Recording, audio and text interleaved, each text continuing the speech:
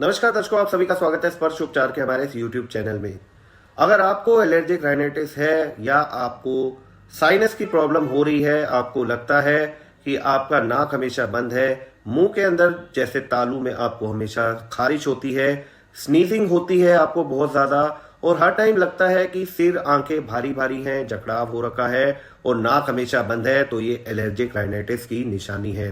हर time छींक आना, थोड़ी सी धूल मुंह में जाना, छींक आना, या फिर आपको जैसे ही आप ठंडे से गर्म में आए, मतलब बाहर से अंदर आए तो छींके आए, आंखों में पानी आए, आंखों में जलन हो, नाक के अंदर जलन हो, या फिर आपके तालू में मुंह के अंदर जलन हो, तो ये एलर्जी की समस्या है। और इसका होम्योपैथिक में सबसे बढ़िया इलाज है SBL की नंबर 8 कॉम्बिनेशन। जी हाँ, ये मेडिसिन बहुत बढ़िया है, होम्योपैथिक की है।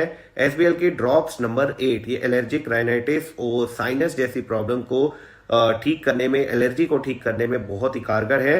तो होम्योपैथिक की ये मेडिसिन का इस्तेमाल आप कर सकते हैं और अपनी लाइफ को बेटर कर सकते हैं और घर बैठे ही ऐसी समस्या का इलाज आप कर सकते हैं। नमस्कार।